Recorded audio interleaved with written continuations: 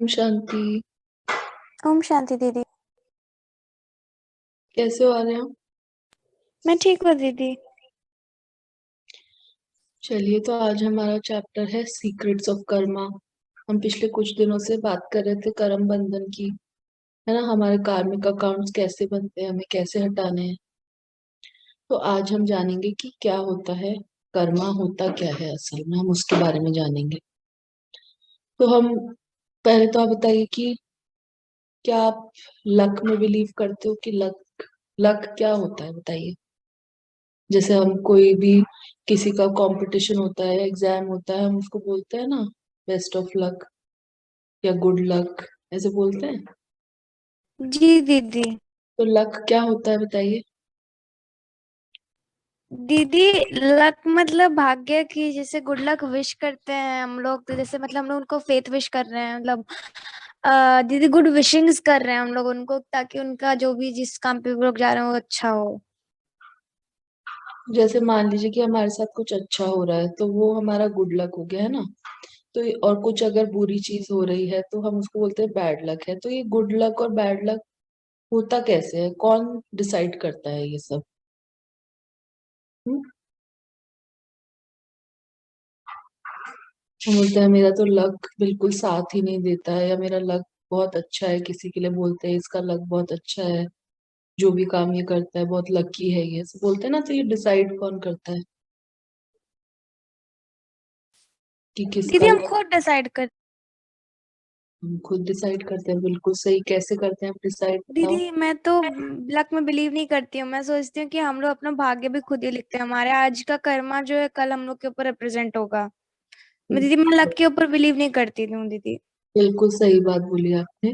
क्योंकि लक क्या होता है, जो हम करते हैं उसका ही रिजल्ट जो हमें वापस मिलता है वो लक, गुड लक या फिर बैड लक होता है हमारे लिए, है ना। तो इसको हम कुछ और एक अच्छी तरीके से समझते हैं, एक स्टोरी से। तो एक स्टोरी सुनते हैं हम कि एक क्या होता है, कारपेंटर होता है। कारपेंटर पता है ना आपको, जो वुड वर्क करता है, वुड से अलग अलग चीजें बनाते जी हैं। दीदी। तो एक कारपेंटर था एक राज्य में। तो वो बहुत ही सुंदर, बहुत ही क्रिएटिव था। वो उसकी बनाई हुई चीजें बहुत ही यूनिक, डिफरेंट, बहुत सुंदर होती थी। एक वो चेयर भी बनाता था तो वो इतनी सुंदर लगती थी, उसका डिजाइन इतना डिफरेंट होता था। तो सब उसको बहुत पसंद करते थे, उसकी बनाई हुई चीजों को। तो क्या हो जाता है, वो ना कुछ धीरे धीरे इतने साल से वो उस राज्य में राजा के लिए काम करता था। तो वो बूढ़ा हो जाता है, 50-60 ईयर्स का हो जाता है। तो वो थकने लगता है, उससे काम भी नहीं होता है, अब ज्यादा थकान रहने लगती है। तो वो सोचता है कि अब मुझसे और काम नहीं होता, तो मेरे को राजा से जाके बोलना चाहिए कि अब मुझे रिटायरमेंट चाहिए, अब मैं और काम नहीं करूंगा। तो वो जाता है राजा के पास। तो राजा को वो बोलता है कि अब मेरे से काम नहीं होता, मैं बूढ़ा हो गया हूँ, थक भी गया हूँ। तो मुझसे अब काम नहीं होता ज्यादा, तो आप मुझे अब रिटायर करिए, मुझे आप छुट्टी दीजिए। इतने सालों तक मैंने आपके राज्य में काम किया है बहुत अच्छे तरीके से, पर अब मैं नहीं कर पा रहा हूँ, तो आप मुझे छुट्टी दे दीजिए। तो राजा ने बोला ठीक है, अगर आप नहीं कर पा रहे हैं तो कोई बात नहीं। पहले तो वो उसको थैंक यू बोलता है, इतने समय तक इतना अच्छा काम किया उसने, बहुत अच्छी अच्छी चीजें उनके लिए बनाई। तो बोलता है कि मैं आपको छुट्टी दे दूंगा, बस आप एक लास्ट काम कर दीजिए। तो वो पूछता है क्या काम करना है। तो वो बोलता है कि आप एक, मेरे पास एक जगह है, एक लैंड है, वहां पे एक सुंदर सा लकड़ी का घर बनाइए। तो वो मान जाता है कि चलो लास्ट काम है, मैं कर दूंगा। तो नेक्स्ट डे से वो काम करने के लिए जाता है उस जगह पे। पर उसका ये लास्ट काम होता है, वो बूढ़ा भी हो गया है, थक भी जाता है, तो उसका ना इंटरेस्ट भी नहीं आ रहा होता है काम करने में। वो इस तरीके से काम करता है, सोचता है कि बस जैसे तैसे इसको खत्म करना है, मुझे ये मेरा आखिरी काम है। तो उसको बहुत ही, मतलब क्रिएटिवनेस भी यूज नहीं करता है उसमें, कुछ आइडियाज नहीं यूज करता, बस उसको काम को जल्दी से खत्म करने की उसके मन में इच्छा रहती है कि जल्दी से मैं ये काम खत्म करूं और फिर मैं रिटायर हो जाऊं। तो फिर भी काम करते करते उसे 5-6 महीने लग जाते हैं, क्योंकि बहुत बड़ा घर तो बनाने में बड़ा टाइम लगता है। पर क्या करता है वो, बिल्कुल भी मन से नहीं बनाता है उसे, और मटेरियल्स भी ऐसे ही कुछ भी यूज कर लेता है, जो अवेलेबल है, जो मिल गया, चाहे क्वालिटी उसकी अच्छी है या नहीं है। मतलब बस उसको काम खत्म करने का उसके मन में विचार रहता है, बल्कि मुझे ये लास्ट काम है तो ये खत्म करना है और इसके बाद मुझे छुट्टी मिल जाएगी। तो 4-5 महीने में वो घर बन के तैयार हो जाता है। अच्छा होता है, पर वैसा नहीं होता जैसा उसका काम की क्वालिटी इतने सालों से थी, जो बहुत ही डिफरेंट, यूनिक, कि एक बार देखते ही सबको बहुत पसंद आए, वैसा नहीं था। पर ठीक था, ठीक था, ठीक ठाक था।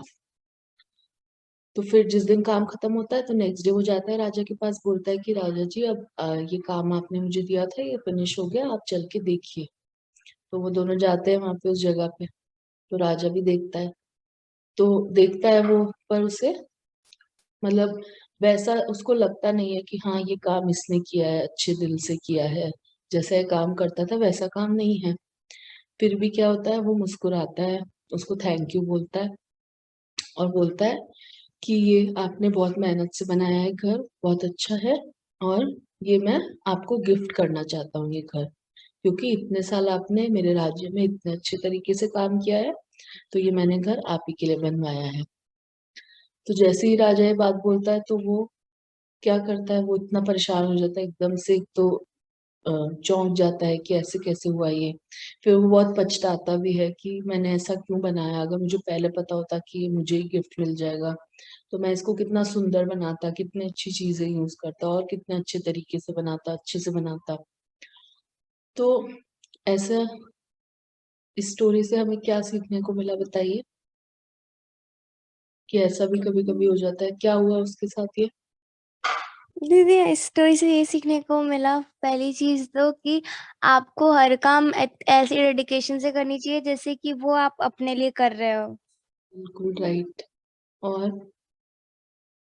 और दीदी ये डेडिकेशन मिला दीदी, सॉरी दीदी ये सीखने को मिला दीदी कि बेसिकली इसमें कोई भी जो है ना अपने कर्मा के ऊपर डिपेंड करता है। उसने अपना लास्ट काम समझ के ये काम को किया तो देखिए उसके ऊपर ही वो कर्म आ गया कि उसी को उस घर में रहना पड़ा, उसी को अपने जो उसने किया था कर्म को भोगना पड़ा दीदी। बिल्कुल, और वो घर बुरा भी नहीं था, वो अच्छा ही था, बट ये था कि हाँ उसके मन में ये, दीदी और बेहतर बना सकता था हाँ उसको।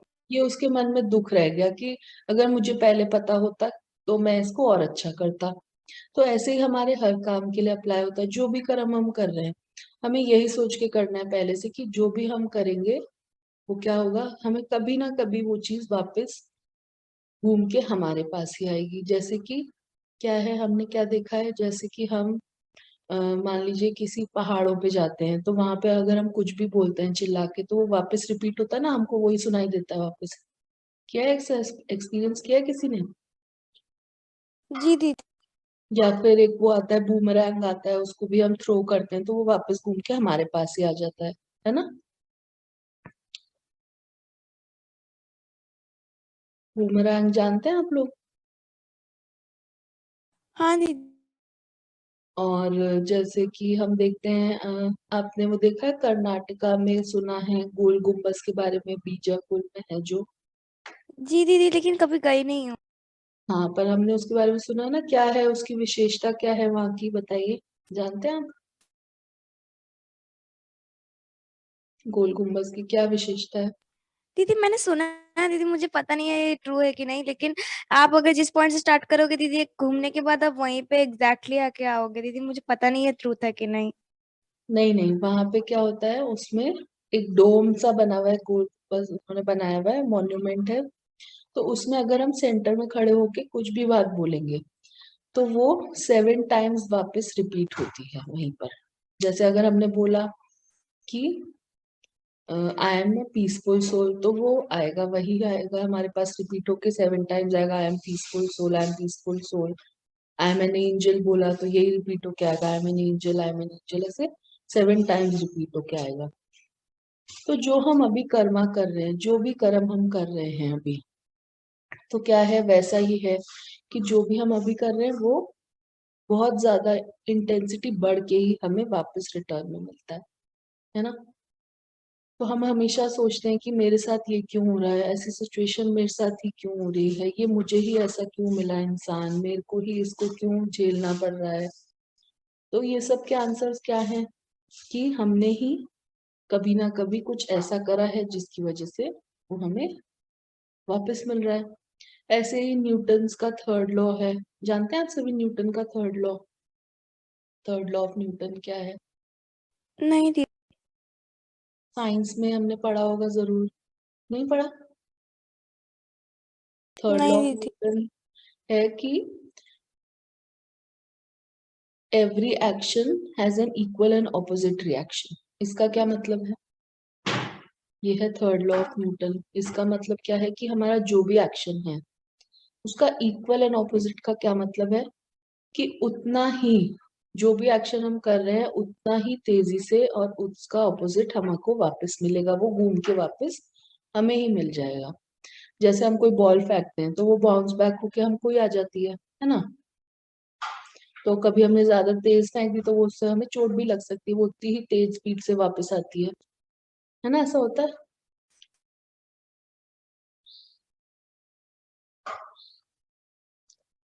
तो अब इसमें हमने ये तो जान लिया कि कर्मा जो होते हैं वो वापस हमारे पास लौटते हैं। तो जितनी ज्यादा हम, जैसे मान लीजिए कि ब्लैक बॉल्स हैं बहुत सारी हमारे पास, है ना?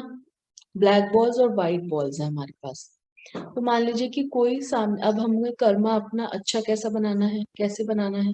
अगर तो हम, कोई सामने से हमारे ऊपर ब्लैक बॉल फेंक रहा है, यानी कि कुछ नेगेटिव हमें दे रहा है, बोल रहा है हमारे साथ कुछ भी नेगेटिव कर रहा है, तो अगर हम भी उसको वही ब्लैक बॉल फेंकेंगे तो क्या होगा वापस?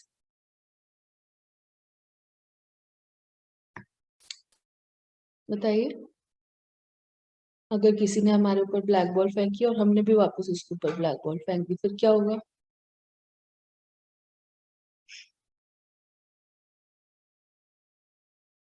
हम्म? तो हो सकता है कि वो फिर अगली बार वापस दो ब्लैक बॉल्स फेंके हमारे ऊपर। होगा? ऐसा पॉसिबल है?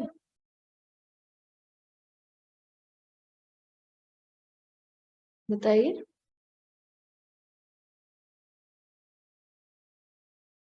मेरी आवाज आ रही है आपको? जी दीदी, ऐसा पॉसिबल है। तो अब हमें अपना कर्मा को गुड करने के लिए क्या करना है? बताइए क्या करेंगे? अगर हमें ये नहीं चाहिए कि जो हमारे साथ अब हो रहा है वो वापस रिपीट हो, तो हमें क्या करना होगा? चाहे हमारे ऊपर कोई कुछ भी ब्लैक बॉल फेंके, कितनी भी ब्लैक बॉल फेंके, पर हमें क्या करना है? रिटर्न में वहां व्हाइट बॉल्स ही फेंकनी है। यानी मान लीजिए आपको कोई कुछ बुरा बोल रहा है, या आपको ऐसा लग रहा है आपके लिए वो, उसके थॉट्स अच्छे नहीं हैं किसी के, तो आपको फिर भी क्या करना है? आपको उनके लिए पॉजिटिव संकल्प भी भेजने हैं, उनके लिए शुभकामनाएं भेजनी है, उनके लिए थॉट्स अच्छे रखने हैं हमेशा। तो धीरे धीरे धीरे धीरे करके जितने ज्यादा हमारे पॉजिटिव थॉट्स उन तक पहुंचते जाएंगे तो उनकी जो नेगेटिविटी है वो धीरे धीरे धीरे धीरे उससे अपने आप खत्म होती जाएगी। समझ में आया ये बात?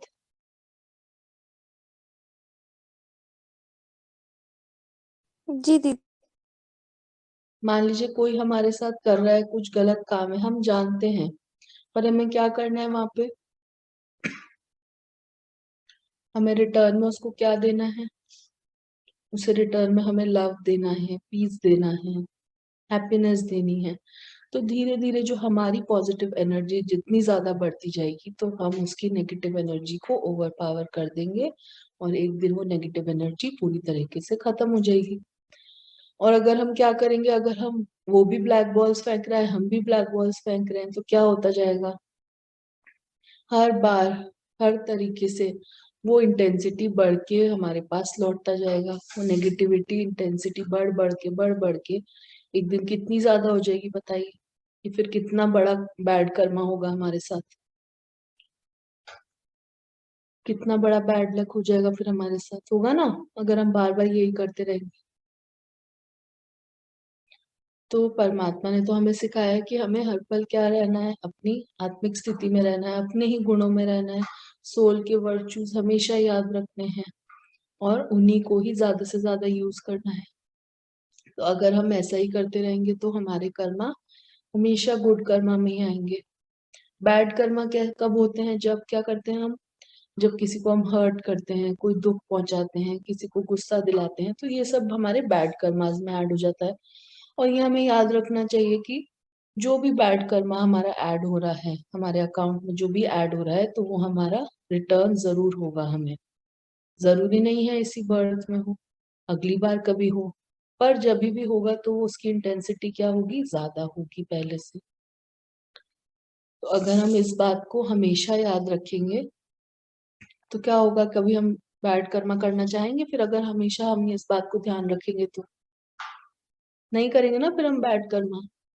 अगर हमारा अटेंशन हर पल इस बात पे रहे कि नहीं, मुझे अपने लिए ब्लैक बॉल्स इकट्ठी नहीं करनी है, तो फिर क्या हम कर सकते हैं ये, बताइए। इजी है ना फिर तो। हम्म, है कि नहीं इजी, अगर हम हमेशा इस बात को याद रखें, टेंशन रखें कि मेरी तरफ से किसी को भी कोई ब्लैक बॉल नहीं जानी चाहिए। हो जाएगा ये, बताइए, कर सकते हैं क्या हम ये।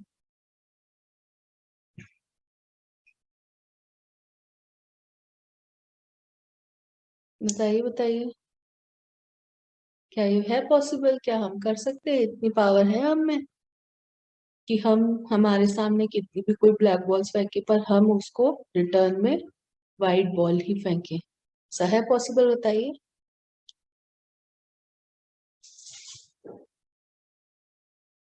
कोई है उधर, आर्या, रुद्र, आप लोग हैं? जी दीदी। बताइए, क्या ये कर सकते हैं हम? हम्म, कि नहीं कर सकते, बताइए। कि नहीं करना चाहते, कि हमें कोई कुछ बोल देगा जी तो हम दीदी कर सकते। नहीं करना चाहते, कि हमें कोई कुछ बोल देगा तो फिर हम कैसे अपना गुस्सा कंट्रोल करेंगे, ऐसा है? हम्म, ऐसा तो नहीं सोचते। नहीं दीदी, कर सकते हैं। है ना, तो अब हमें हमेशा ये बात को याद रखनी है, ये बात याद रहेगी ना, ब्लैक बॉल्स नहीं, सिर्फ व्हाइट बॉल्स जानी चाहिए। इजी है ना ये तो याद रखना, बताइए।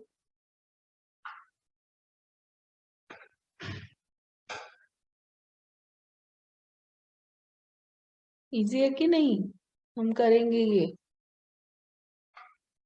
आज से अपने पूरे दिन हमेशा ये चेकिंग रखनी है कि कहीं मेरे से कोई ब्लैक बॉल तो नहीं जा रही कहीं किसी के पास।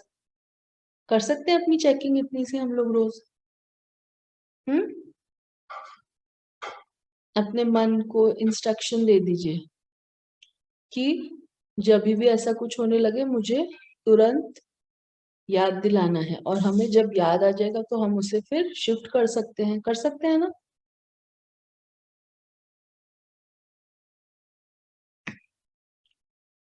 तो आज हम इतना ही पढ़ेंगे इसको, और कल आगे कंटिन्यू करेंगे, देखेंगे और क्या क्या है हमारे पास सीखने के लिए। तो अभी हम 2 मिनट का एक छोटा सा मनसा सेवा मेडिटेशन करते हैं वर्ल्ड की सभी आत्माओं के लिए, करें?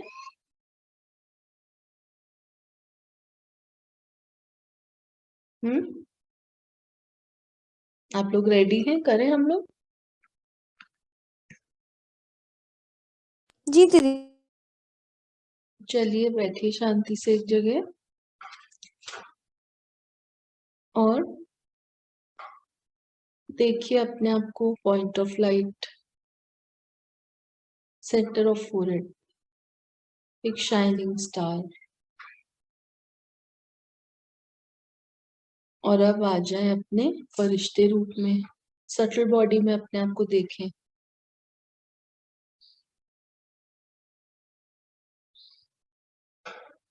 और चलते हैं सटल वर्ल्ड में, चलिए पहुंच जाइए वहां। और यहाँ अपने सामने अब वर्ल्ड की सभी आत्माओं को हम इमर्ज करेंगे। इस सृष्टि पे जितनी भी सोल्स हैं, हम सभी को अपने सामने इमर्ज करेंगे।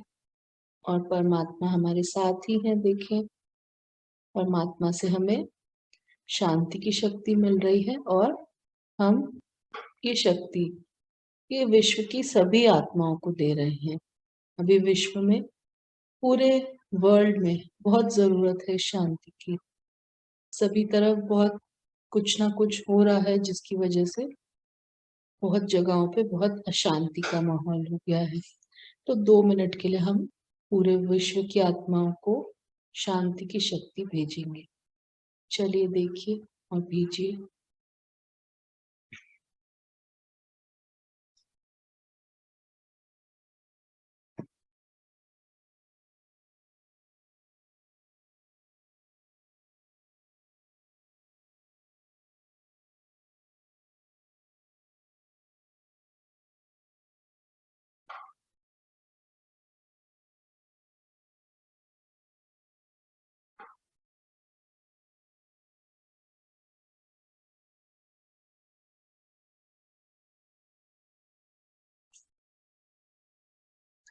चलिए अब लौट आए अपनी स्थिति में।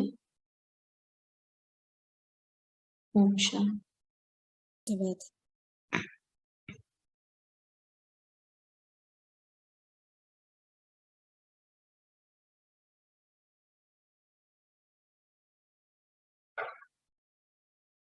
चलिए तो अभी हम सब रिलीज लें, कल मिलते हैं। और अभी कुछ ही मिनट में स्टार्ट होगा मेडिटेशन का सेशन। आप लोग ज्वाइन करना चाहें तो वेट करिए, हम फिर मिलते हैं कल। ओम शांति। ओम शांति। शांति।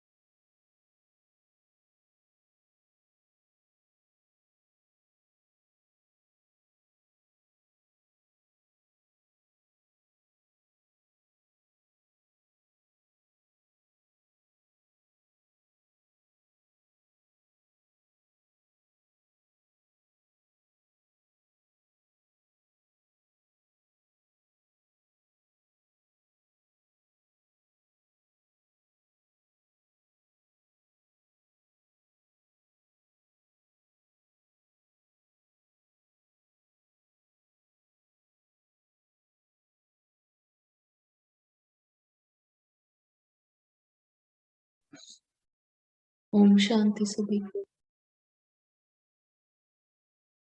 15 मिनट। ओम शांति। ओम शांति। चलिए हम लोग शुरू करते हैं। आप लोग बैठिए शांति से।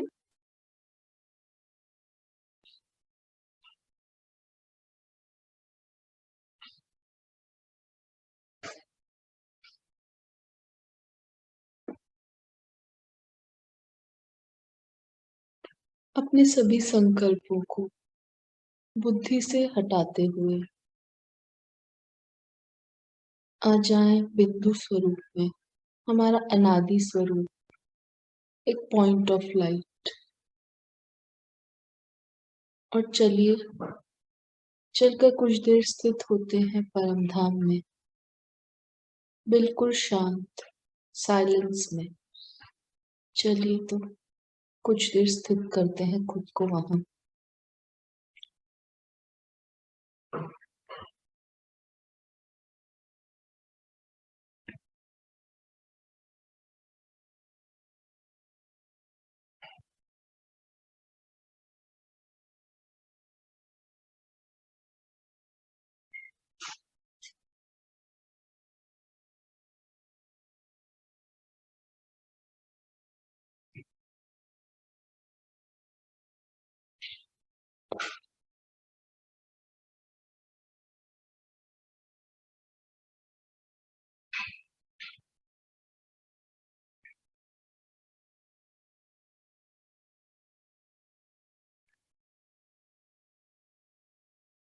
चलिए अब चलते हैं सूक्ष्म वतन में।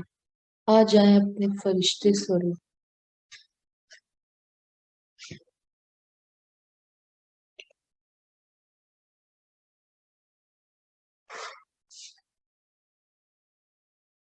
परमात्मा हमारे साथ कंबाइंड रूप में देखिए।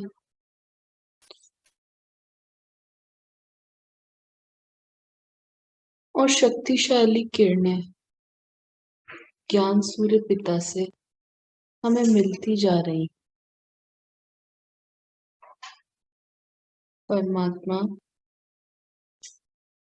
हमें सत्युग में ले जाना चाहते हैं, हमें रियल गोल्ड बनाना चाहते हैं। तो चलिए आज कुछ संकल्प लेते हैं।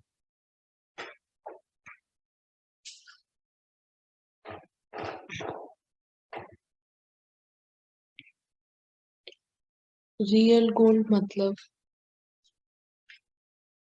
जो आसानी से मोल्ड हो जाए, जिसमें किसी प्रकार की कोई भी मिलावट नहीं।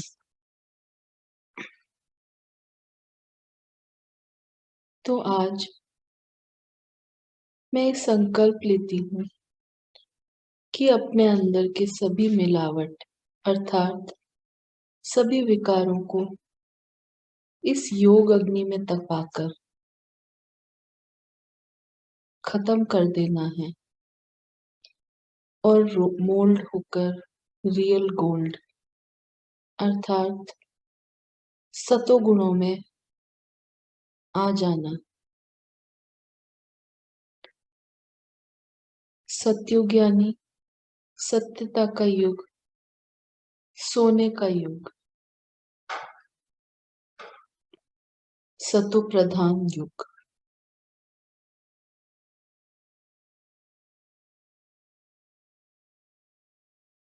तो मेरा स्वभाव सतो स्वभाव होगा, होना चाहिए और अब से है ही। हर पल हर्षित मुक्ता, धैर्यता, पवित्रता और जितनी भी शक्तियां परमात्मा ने से जो मिली हैं, उन सबको हर पल यूज करते रहना है। यही है सतो स्वभाव में रहना।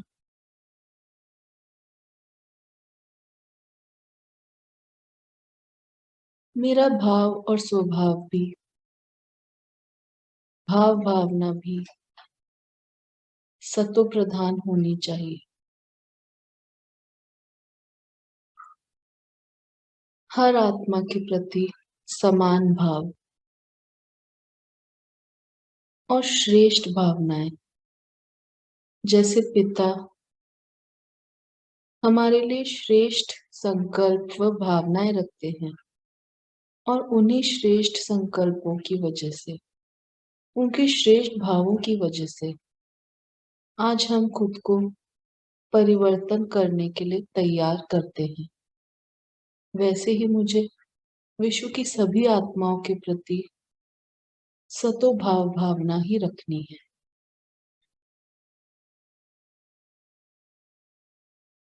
और उन्हें भी परमात्मा से मिलने के लिए, परिवर्तन करने के लिए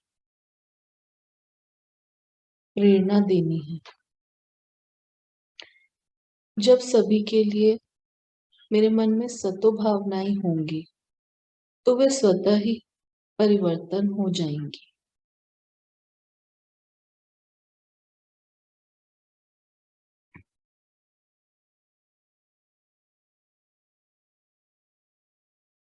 मेरा आहार और व्यवहार भी सतो प्रधान अर्थात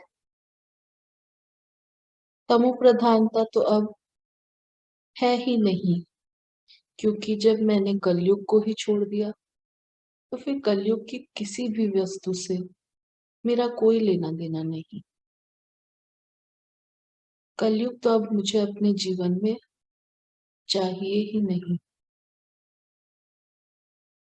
तो सतो आहार यानी पिता की याद में बना खाना, हर पल उनके गुणों को याद में रखना और अपने भोजन को उनकी शक्तियों से चार्ज करके ग्रहण करना।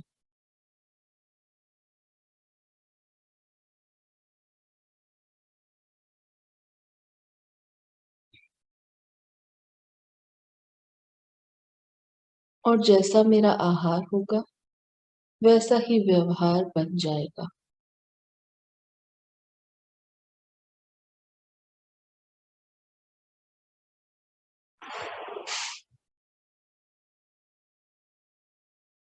हर कर्म, चाहे लौकिक या अलौकिक, सतो प्रधानता के हों, अर्थात पिता समान कर्म, यानी कर्मातीत अवस्था में रहकर किसी भी कर्म के बंधन में ना आकर उस कर्म को पूरा करना है, उसे समर्थ बनाना है।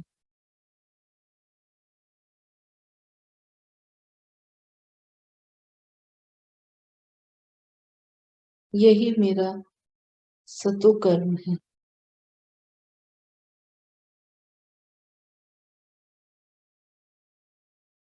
और अंत में सतो प्रकृति अर्थात मेरी अंदर की प्रकृति, जैसी प्रकृति मेरे अंदर है, वैसी ही मेरी बाहर की प्रकृति भी हो जाएगी। तो मुझे सतयुग पहले अपने अंदर लेके आना है, सभी चीजों को सतो प्रधानता की ओर बढ़ाना है।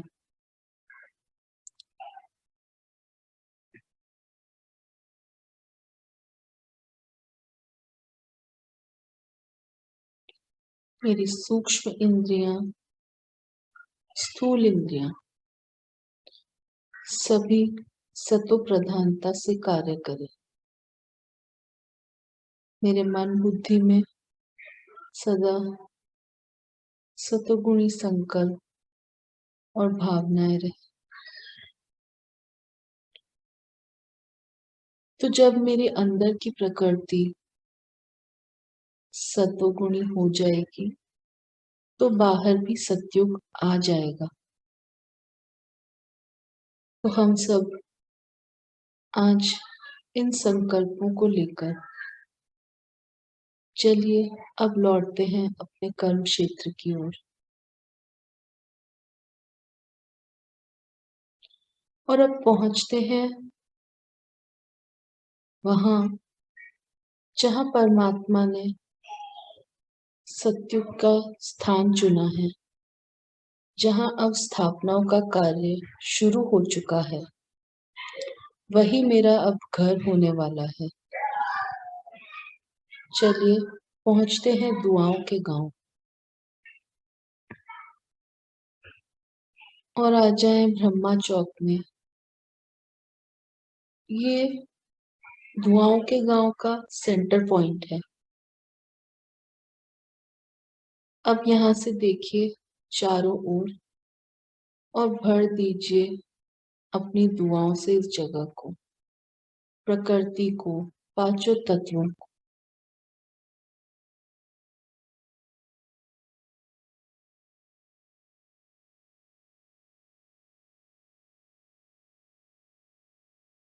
दीजिए अपनी शक्तियां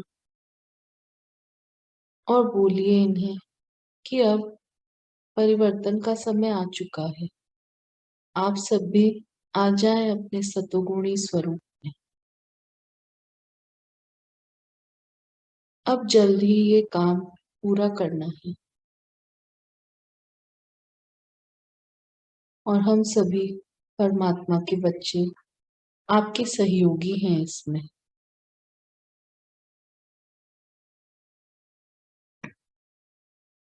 और देखिए इस जगह के ऊपर चारों तरफ परमात्मा की शक्तियों से एक सुरक्षा कवच बन गया है, एक डोम जैसा, एक गुंबज, शक्तियों की शील्ड बन गई, जो आगे आने वाले समय में हम सबको सुरक्षित रखेगी।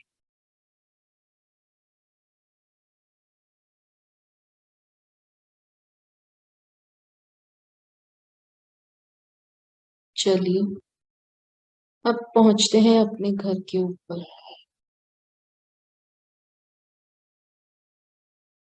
और अपने घर को भी भरे परमात्मा की शक्तियों से। देखिए पूरा घर रेड गोल्डन लाइट से भर गया है।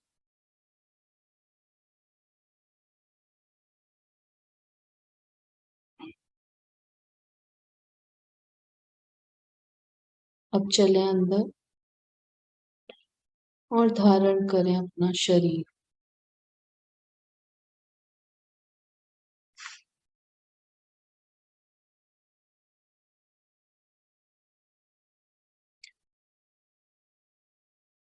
आ जाएं अपनी स्थिति में। ओम शांति।